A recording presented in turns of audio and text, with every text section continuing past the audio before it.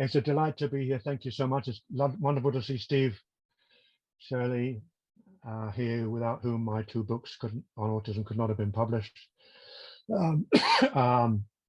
Thank you to the ARC. Thank you to my good friend Simon for inviting me. That's Professor Sir Simon Baron-Cohen, I should say. And while I'm talking about that, last year we lost another great Professor Sir from the autism field, Professor Sir Michael Rutter. I'd like to pay tribute to him. But so secondly, I'd like to point out autism and employment is a vast subject, and I've only got 40 minutes. So I'll be restricting my talk to just a few key areas. I won't have time to discuss some of the very important elements, which I do mention, however, in my book, Autism Works, which is kindly sponsored by Dame Stephanie Shirley. I go into lots of detail about many different aspects, which I can't cover today. And there are hundreds of case studies as well, which I can't go into, because this being the Autism Research Centre, I've been told to make my presentation, heavily research based, and so I've tried to stick to that. I may every now and then smuggle in some anecdotal points of view. Here's the overview of my talk: evidence for strengths of autistic individuals in the workplace, the challenge of the job interview, employment for minimally verbal or non-verbal individuals. Non-verbal individuals are a particular interest of mine, not only because I have an non-verbal autistic son, Johnny, but because I believe that they are under researched and neglected in the field of employment. Now, I have a lot of discussion about that in my book. The arguments for and against disclosure, I'll talk about that very briefly. Gender differences, very important, but I only have time to talk about that briefly. A double-edged sword, I'll explain what I mean by that. Autism and the COVID-19 pandemic, I very briefly touch on that because it's so topical, and the benefits of hiring autistic individuals for both the individual and the companies. So this is, as we know, an underused or misused population. In the UK, only about 85% of autistic people are in full-time work, and 46% of autistic adults who are employed are overeducated, or they exceed the skill level required for the roles they're performing. And identifying the strengths, and that's a very positive message of this talk and all the talks I give on employment, rather than deficits. What they can do, not what they can't do, is so important. And it encourages employers to recognize the true value of neurodiversity in the workplace. And that's crucial for diminishing, or we hope one day removing, the stigma, which sadly is still very much attached to being autistic in the workplace. And that may be what's causing the low percentage of people finding work. So what's the anecdotal evidence for strengths of individuals with autism? The evidence suggests that they have an enhanced local processing ability. Used to be called weak central coherence, but I know that Uta Frith, who coined the term, prefers to use now the more positive term local processing ability, compared with neurotypical people, non-autistic people, meaning they're more likely to focus their attention on small details before processing the bigger picture. And of course, that makes them more efficient at certain tasks.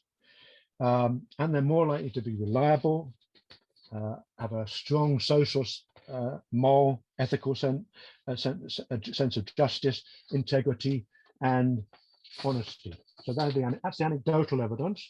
The academic, peer-reviewed research to support these claims of strengths in autistic individuals, as well as a scoping interview from just 3 years ago by Scott and his colleagues, and they revealed good attention to detail, strong sense of morality, superior intellectual functions and technical abilities. And then there was this study of another study of strengths, which identified honesty, intense focus, fixation on details, and strengths in cognitive and visual thinking. And so with the paucity actually of studies, of academic peer-reviewed studies, or relative paucity anyway, Rosie Cope and Anna Remington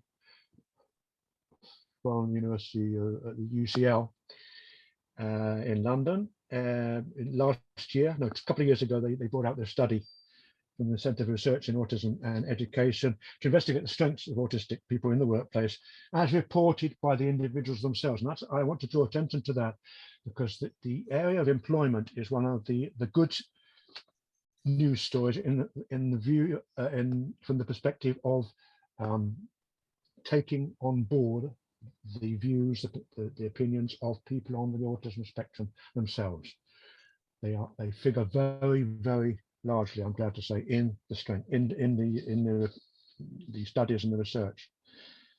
And so the main strengths that the Cope and Remington identified were cognitive advantages such as superior creativity, focus and memory, increased efficiency, and personal qualities such as honesty and dedication, and the ability to offer a specific, an autism-specific point of view.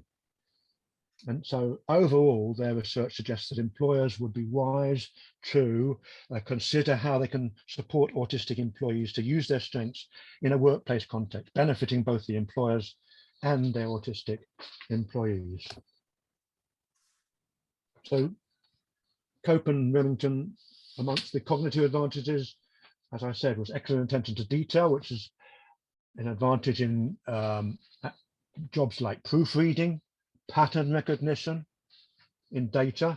A lot of chess players, I believe, and I'm one of them, are autistic. I'm not autistic, but I am a keen chess player, and I believe, well, knowing some of the top chess players myself personally, because I'm a chess journalist as well, I'm pretty convinced that some of them are on the spectrum, and that's pattern recognition.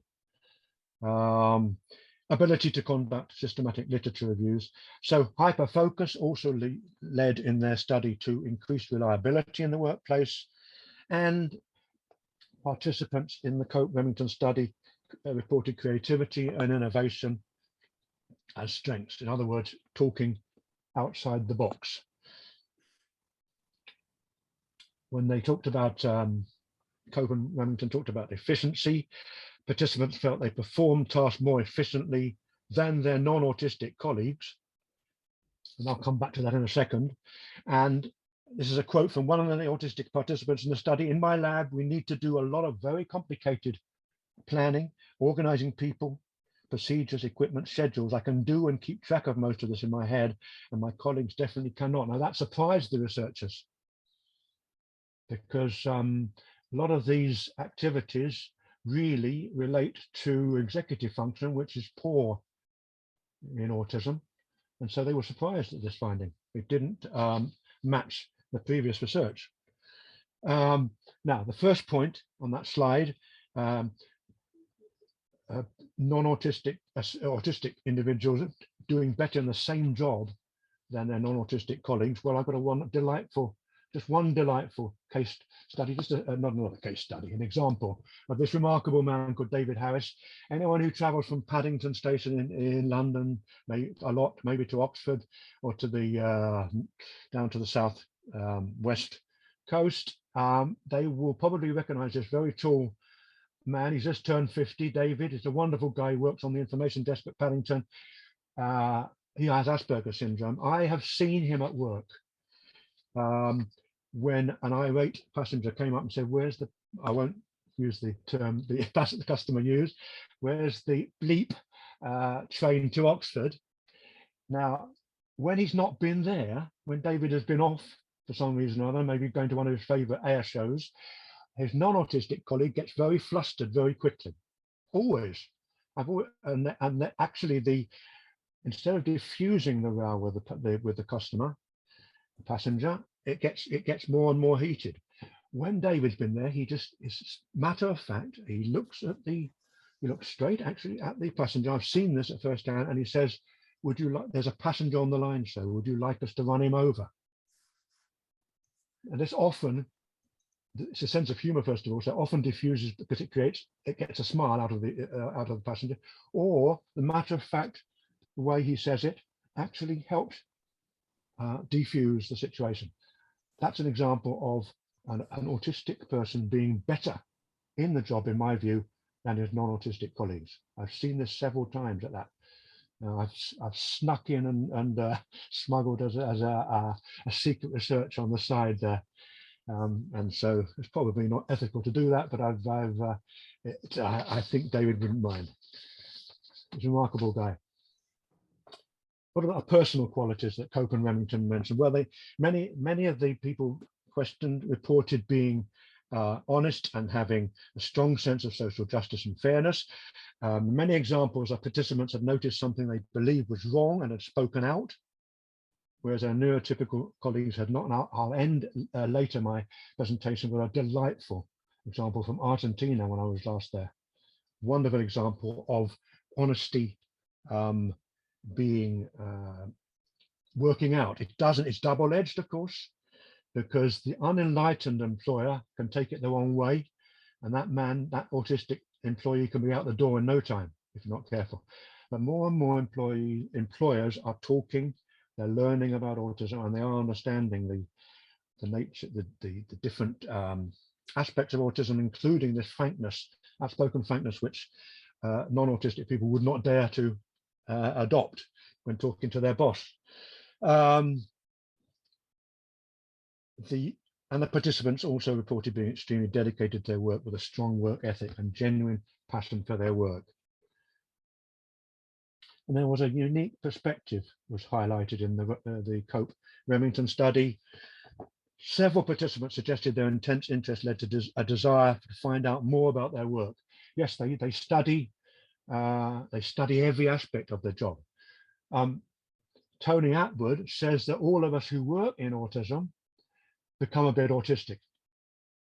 We tend to become a bit autistic ourselves because we try and look up every study about autism ever published.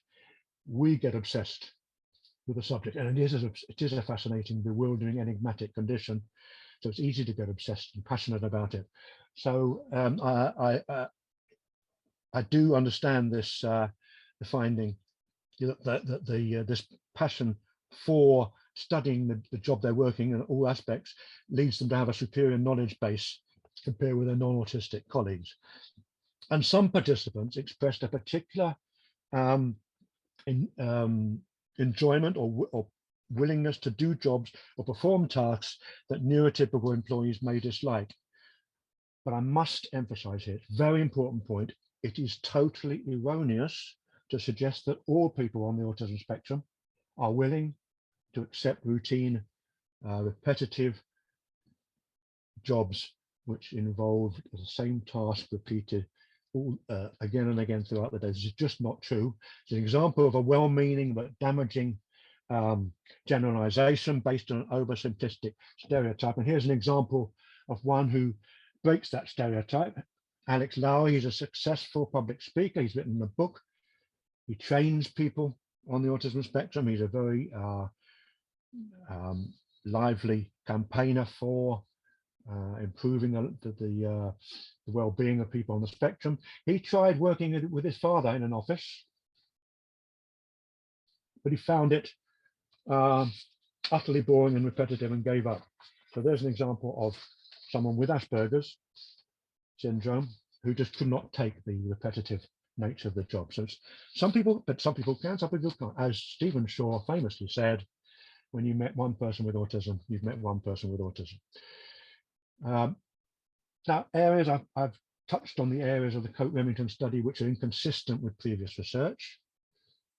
Although many of the Cope Remington participants mentioned superior organizational skills, most of the previous research into this area has consistently proposed that autistic people often display deficits in executive function, and that includes the ability to organize. It means planning, it means time management, and these are all often, very frequently, problems for people on the spectrum in the workplace. And another important point, the second point on this slide, many participants in the Cope Remington study worked in caring professions and identified increased empathy. Increased empathy is a strength associated with autism. That is particularly evident among those working with autistic people or those with another disability, as well as those whom society might describe as different. Now that could be linked to Damien Milton's quite well-known double empathy problem. Now the double empathy problem with Damien Milton introduced a few years ago suggests that autistic individuals struggle to empathize with non-autistic people and vice versa, but that they are more effective than non-autistic people at empathizing with fellow autistic individuals.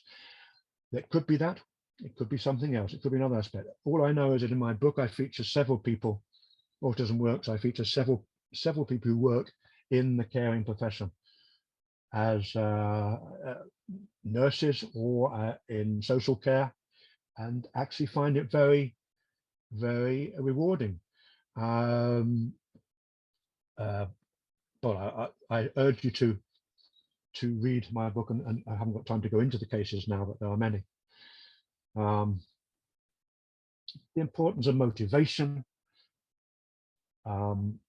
is absolutely essential. This is for the person, him or herself without autism, or the parents or the professionals working. If you can find the special interest, I don't like the word obsession, the special interest, and turn it into a career, or make it something that can be used to pursue a meaningful career, so much the better. And one example is Derek Paracchini, who's blind, severely autistic. He can't dress himself.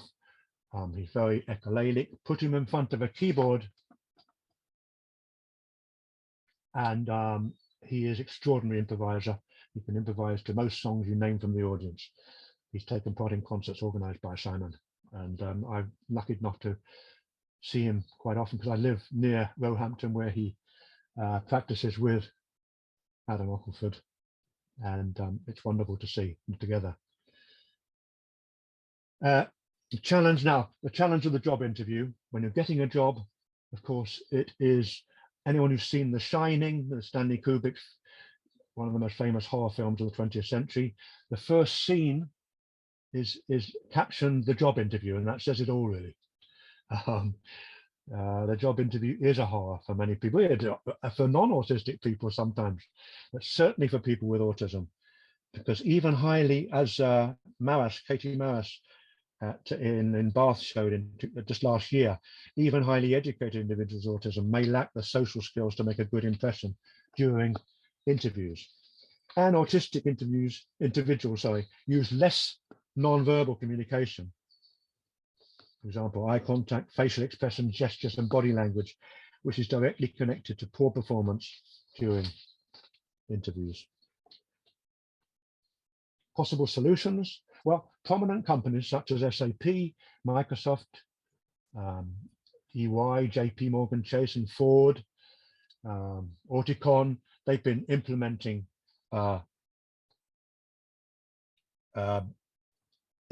employment initiatives that de-emphasize interviews in favor of new inclusive recruiting approaches, which have led to celebrated successes in hiring neurodiverse individuals.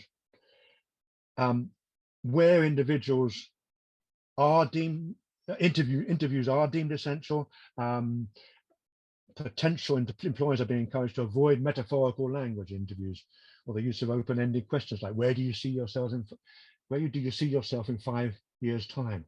You're likely, if you ask a person with autism that, to say, I'll be in bed watching Match of the Day, because that's what they may see themselves as doing in 5 years' time. And telephone interviews avoid, of course, the issue of non-verbal communication and problems with eye contact. Katie Maris, I mentioned her before, a couple of years ago in Bath,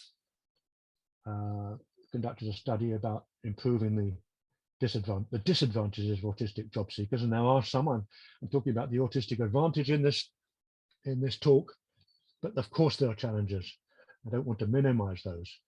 But anyway, they focused, Katie and her team, they focused on changes that employers can make to their questions, rather than the onus being entirely on the autistic person to adapt his or her interview technique. And it was also, to the author's knowledge, the first study to compare how autistic adults perform against non-autistic adults during employment interviews. And this is important given that in most real life interview scenarios, autistic and non-autistic candidates will be competing with one another. And among the authors suggested, among other things, encouraging the interviewer to prompt for specific information and self-reflection, providing visual supports in advance, e.g. a printout of the CV, a printout of the questions they're going to ask. Some interviewees, it has to be added, pointed out, also reported drawbacks because they were distracted by the printout from looking at the interviewer, and it disrupted the natural flow of the dialogue. Use of new technologies come to the fore when practicing interviews, like robots or video modeling. So Matthew Smith did a study of a virtual interview training, which seemed to be very successful last year. Kumazaki and his colleagues in 2019 introduced a job robot, which seemed to help. They showed that it seemed to help better than when a person with autism was just trained by a human being. The human being plus the robot seemed to produce much greater success in calming the person down with autism during the process, and improve various other methods of job interview skills in individuals with autism. Now this area of non-verbal individuals with autism, because research has shown that between 20 and 30% of children with ASD, autism, are classified as minimally verbal or non-verbal. My son, Johnny, actually lost all his language. So it was regressive language, regressive autism. Of course, they have this group. This has more significant challenges in obtaining and retaining jobs. That's undeniable, due to the frequent need for specialized support, such as augmentative and alternative communication, AAC, and young adults with more advanced skills, including conversational abilities, are undoubtedly more likely to obtain employment. I'm not trying to pretend that non-verbal individuals have it easy. That would be absurd. But I have a number of wonderful cases in my book of non-verbal autistic people finding meaningful employment. And 20%, according to Ru et al. In 2013, 20% of the participants in one study lacking conversational skills were still able to find work. That's 1/5. So the decision or not the decision, but the approach to neglect this community is absolutely erroneous and harmful, I believe. There is work out there for non-verbal people on the autism spectrum, or some of them anyway. This is one of the rare pieces of research about training coaches to work with non-verbal adults using augmentative or alternative communication, and that means systems such as ranging from low-tech systems such as exchanging objects or pictures, PEX symbols, as my son uses, to high-tech speech-generating devices and applications embedded within other devices, smartphones or tablets.